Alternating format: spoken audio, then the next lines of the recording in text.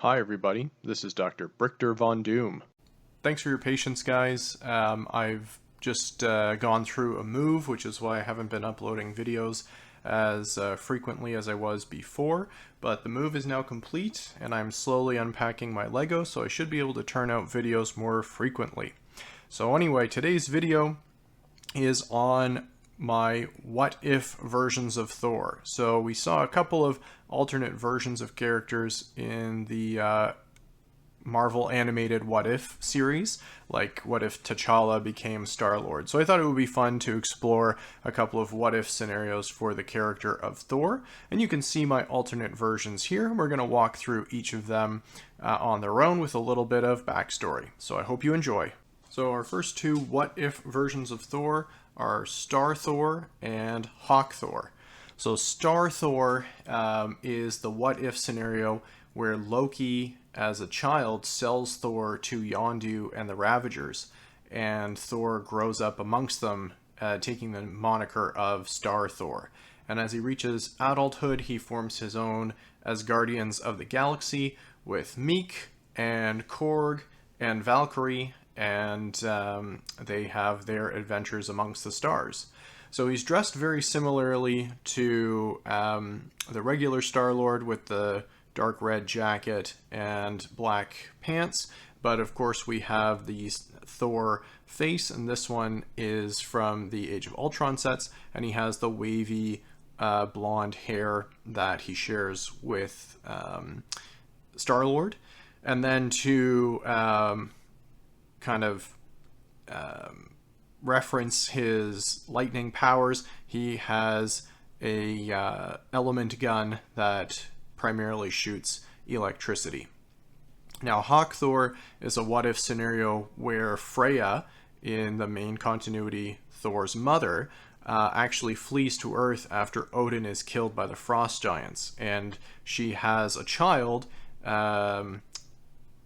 with what in the main continuity is Clint Barton's dad. And so you have Thor Barton,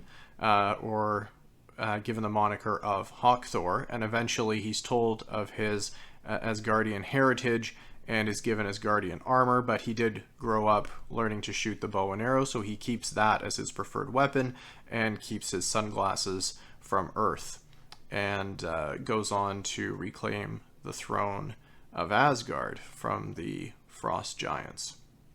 To make HawkThor, I used the Thor Ragnarok gladiatorial armor with the and kept the armored arm. He has a elvish bow and a brown quiver, and then he has the Thor Ragnarok half cape. His head is the Hawkeye head from Age of Ultron, and then he has swept back blonde hair from the original Avengers Hawkeye. Alright, next up we have the Sorcerer Supreme and NickThor. So the Sorcerer Supreme is basically Thor learns magic from his mother instead of the training going to Loki, and he becomes a very accomplished sorcerer or wizard in his own right. And so when he comes to Earth and joins the Avengers, he takes on the role of sorcerer in their ranks instead of his usual God of Thunder moniker. And he has blue power blast to show his magical spells are still kind of in keeping with his lightning abilities. He has the Avengers video game armor, as well as blue pants with dual molded black boots from the Gotham City Police line. He has Doctor Strange's classic red cape, and then he has the Thor Ragnarok face because of the excellent goatee that it has, and then he has the swept to the side blonde hair to match Doctor Strange's style of hair, at least in the very first minifigure.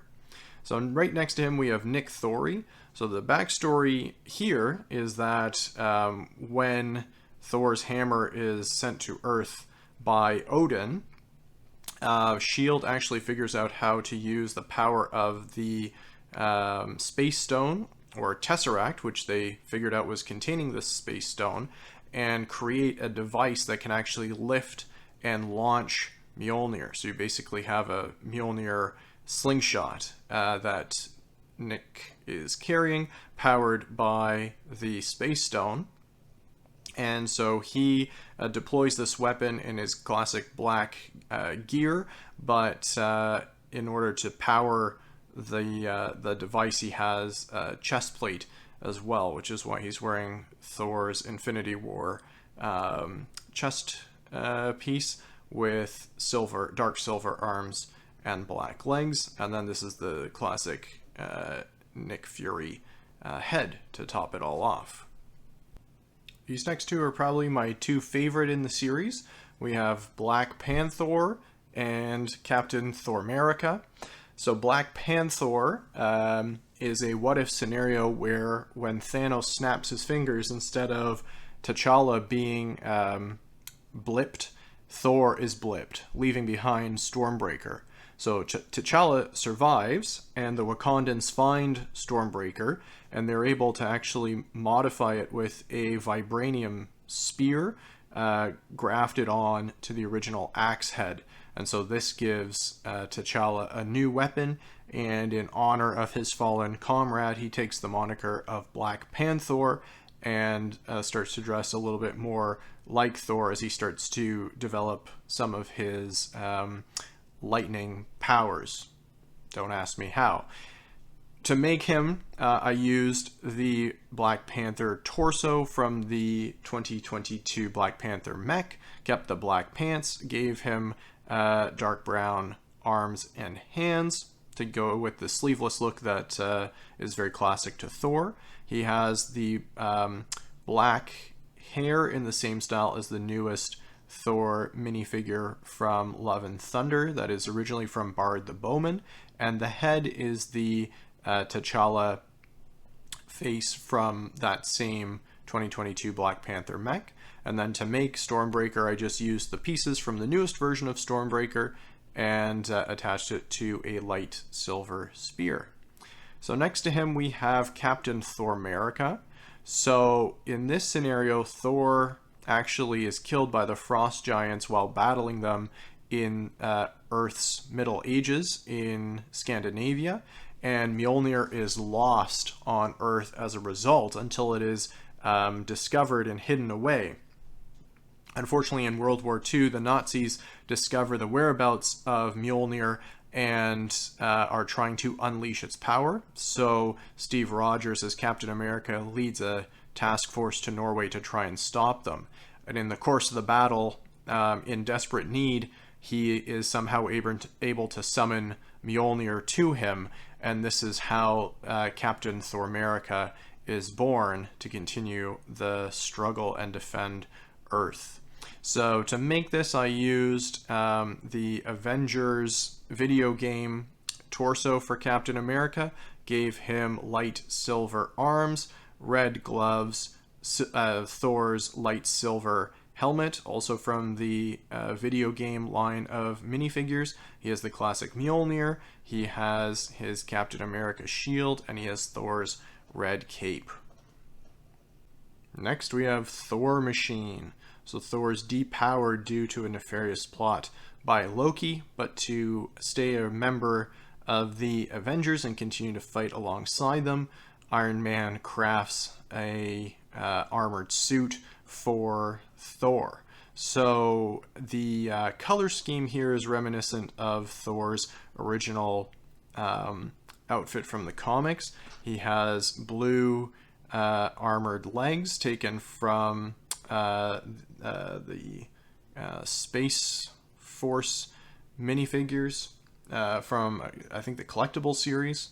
Anyway, this guy, yeah, you can look him up now. And he has a War Machine torso and arms, I think from the airport battle from the Civil War set.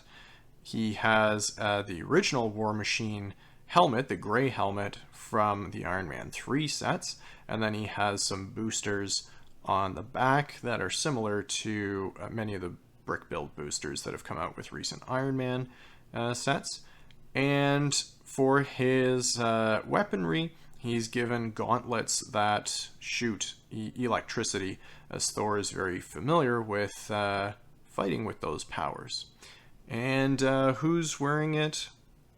Well, decided to use a head that we haven't used so far in the series, so it's the most recent version of Thor, but of course without the lightning eyes. And a final bonus character to reward those of you who watch to the end. This is Thel, the god of death. So this is the firstborn of Odin, who instead of being named Thor is named Thel, and he wears Hela's green cape and headpiece from the Thor Ragnarok set that she came in. He has Thor's Infinity War torso with dark silver arms, and the head under that helmet is the latest Thor headpiece in in Avengers Endgame and Thor Love and Thunder, and you can see the lightning eyes underneath. And for weaponry, instead of Mjolnir, because he's not worthy of Mjolnir, he has the Executioner's Axe, which is much more fitting with his role as the God of Death, and it is a double-bladed dark silver axe on a black shaft. Alright guys, so that was a bit of a collection of what-if alternate versions of Thor that you might encounter romping around the multiverse. I had a lot of fun coming up with the backstories and the different characters for them, and I think they all kind of fit a niche. My favorite is probably the Black Panthor version. I just think that that is a fun combination of the Black Panther suit and the Thor aesthetic. But let me know in the comments below what one was your favorite, and come up with your own what-if versions of Thor, and I'll see if I can make them in minifigure. Thanks so much for tuning in. Talk to you later. Bye.